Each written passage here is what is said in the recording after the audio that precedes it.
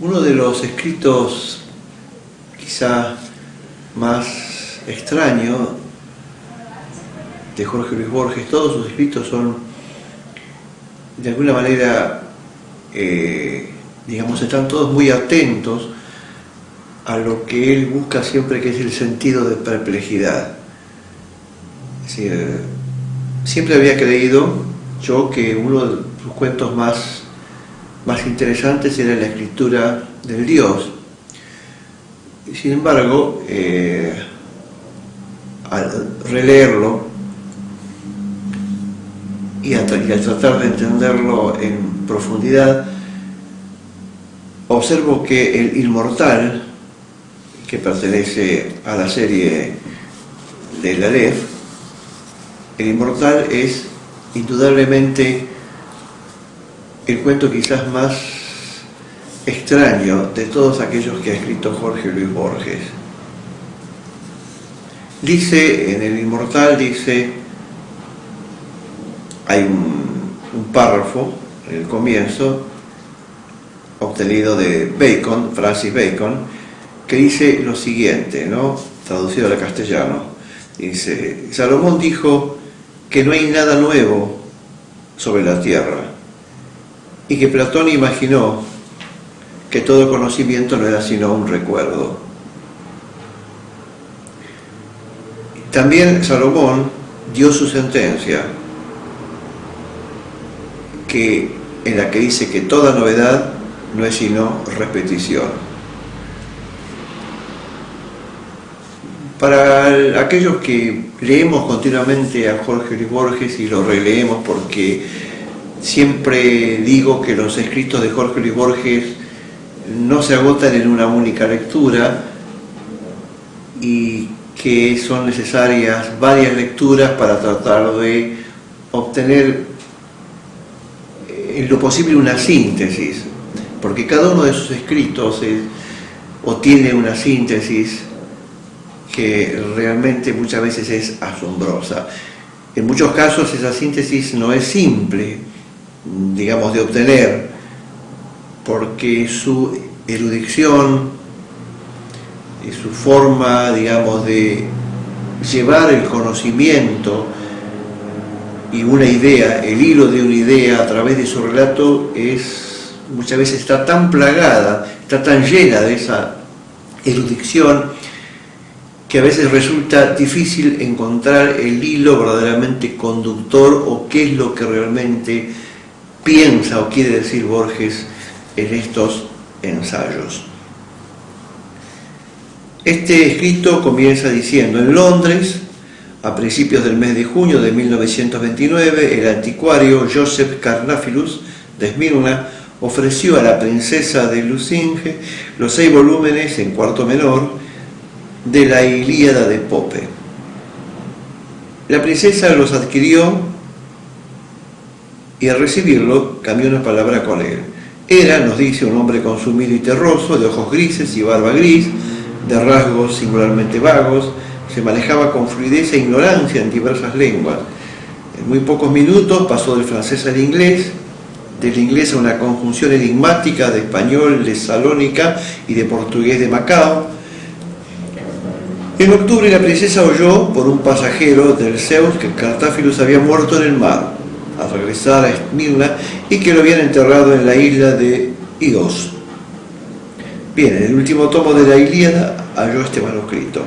El original está redactado en inglés y abunda en latinismos. La versión que ofrecemos es literal. Es decir, leer el cuento no es mi intención. Comentarlo y comentar y decir la perplejidad que produce es, creo, lo más importante de este escrito. El personaje de este escrito busca un lugar, un río, para beber de sus aguas y lograr aparentemente la inmortalidad. Esto sucede en una ciudad, en un lugar en el que, según el escrito el viajero, el buscador de esto debe fatigar varios desiertos, debe recorrer mucho. El recorrido no solamente es largo, es penoso, es difícil, complejo. Sin embargo, esta persona, en definitiva, llega al lugar. En ese lugar encuentra a una persona, en ese lugar que es el lugar que él estaba buscando, es la ciudad de los inmortales, una ciudad extraña, donde la arquitectura de la ciudad es, digamos, muy difícil, porque lo que se da a entender seguramente es que la arquitectura no corresponde a una época o a un instante determinado, sino que corresponde o responde, digamos, a un tiempo extremadamente extenso, como si a través de, no de cientos, sino de miles de años, digamos, varios arquitectos de una forma u otra hubieran tenido que ver con el diseño de esta ciudad extraña.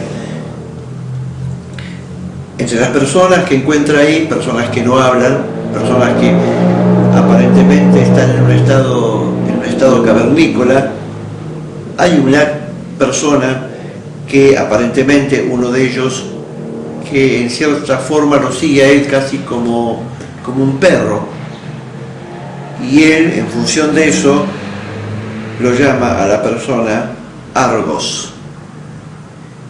Y voy a leer este párrafo que sí que es significativo y sin lugar a duda despierta una perplejidad realmente fortísima. Dice en esta parte, dice: las noches del desierto pueden ser frías, pero aquella había sido un juego. Soñé que un río de Tesalia, a cuyas aguas yo había restituido un pez de oro, venía a rescatarme. Sobre la roja arena y la negra piedra, yo lo oía acercarse. La frescura del aire y el rumor atareado de la lluvia me despertaron. Corrí desnudo a recibirla. Declinaba la noche. Bajo las nubes amarillas la tribu, no menos dichosa que yo, se ofrecía a los vívidos aguaceros en una especie de éxtasis. Parecían colibantes a quienes posee la divinidad. Argos, puestos los ojos en la esfera, gemía. Raudales le rodaban por la cara, no solo de agua, sino, después lo supe, de lágrimas. Argos, le grité, Argos. Entonces, con mansa admiración, como si descubriera una cosa perdida y olvidada hace mucho tiempo, Argos balbuceó estas palabras: Argos, perro de Ulises. Y después, también sin mirarme, este perro tirado en el estiércol. Fácilmente aceptamos la realidad, acaso porque intuimos que nada es real. Le pregunté qué sabía de la Odisea. La práctica del griego le era penosa. Tuve que repetir la pregunta. Muy poco, dijo. Menos que el rapsoda más pobre. Ya habrán pasado 1100 años desde que la inventé. Continúa el viajero, el buscador, el ahora inmortal también, porque había bebido el agua del lugar. Escribe: todo me fue dilucidado aquel día. Los trogloditas eran los inmortales. El riacho de aguas arenosas, el río que buscaba el jinete. En cuanto a la ciudad, cuyo renombre se había dilatado hasta el Ganges, 9 siglos haría que los inmortales la habían asolado.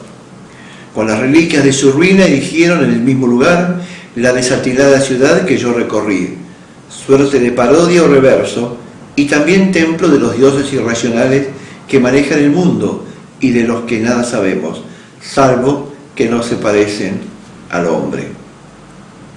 Aquella fundación fue el último símbolo a que condescendieron los inmortales.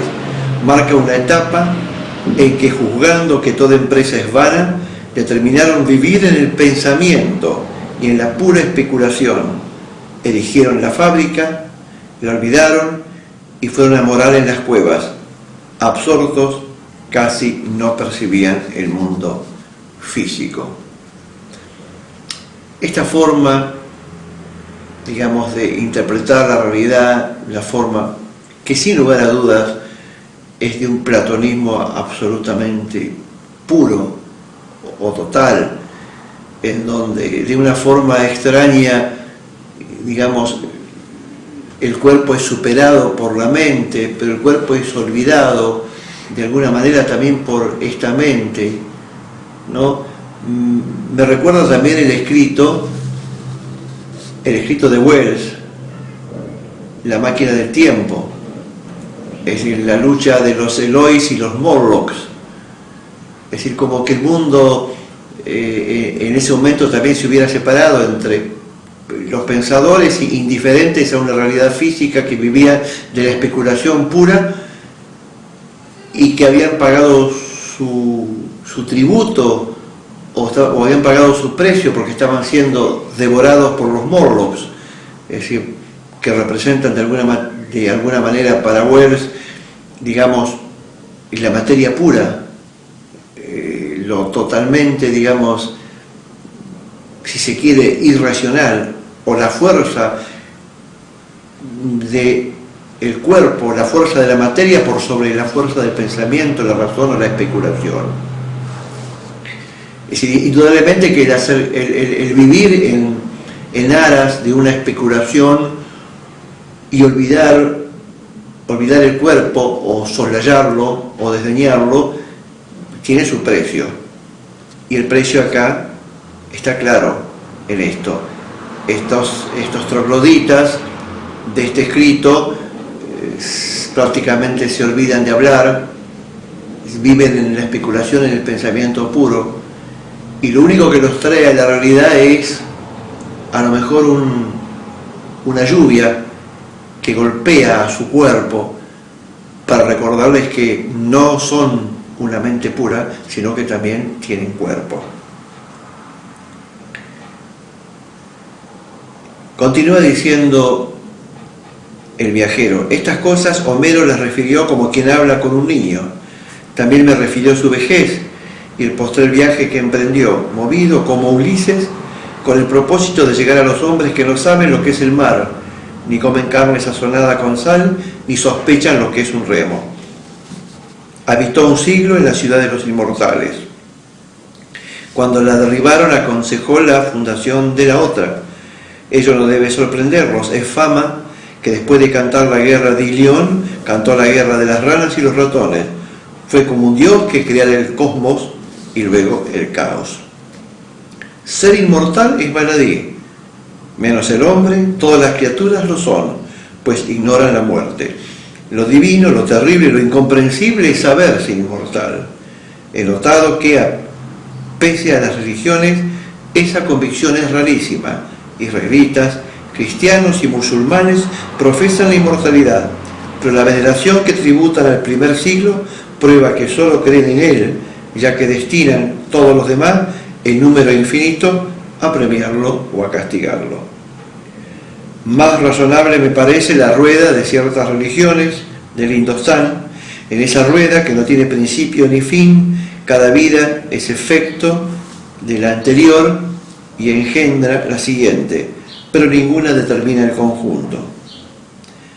Adoctrinada por un ejercicio de siglos, la república de hombres inmortales había logrado la perfección de la tolerancia y casi del desdén.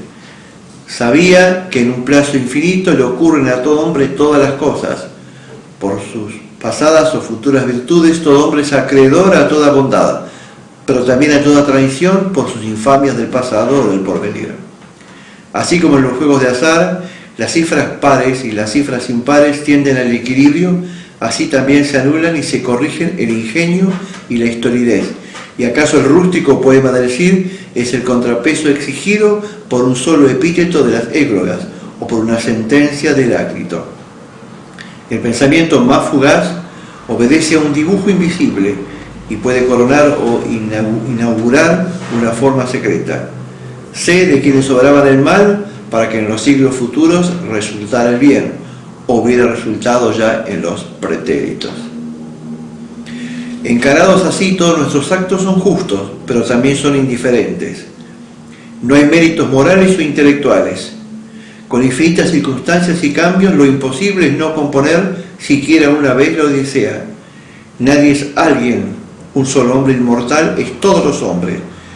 Como Cornelio Agripa, soy Dios, soy héroe, soy filósofo, soy demonio y soy mundo, lo cual es una fatigosa manera de decir que no soy. Observen acá el juego entre el ser y la nada, entre la totalidad, entre un Dios aparente que está diluido en un sentido casi de nihilismo en la totalidad. Observen la diferencia esta que está muy clara en el cuento de Jorge Luis Borges, La búsqueda de Averroes. Sí, la diferencia entre orientales y occidentales, la diferencia entre el mismo orden de platónicos y aristotélicos. El platónico cree que todo tiene un sentido. El platónico sabe que el universo es un cosmos.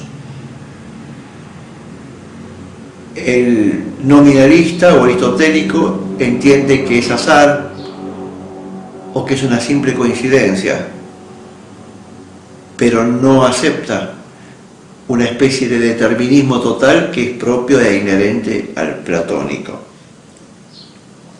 Estas son las ideas prácticamente en todos los escritos de Jorge Luis Borges.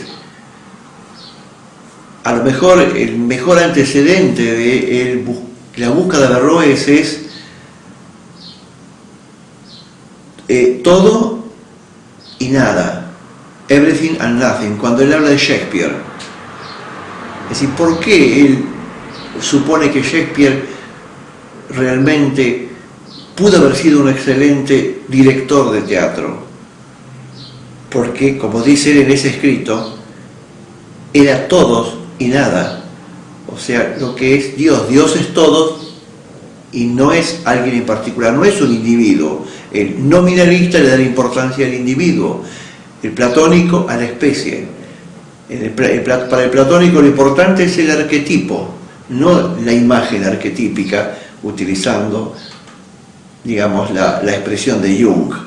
No es la imagen arquetípica lo importante, sino que es el arquetipo como tal, es el sello que posee Dios para imprimir el concepto de león, o el concepto de mesa, o el concepto de amor, o el concepto de muerte. No importa la imagen arquetípica que cada uno le dé. Es también la idea de Baruch Spinoza, es también la idea de Alberto Einstein, es sin lugar a duda la idea de Jorge Luis Borges.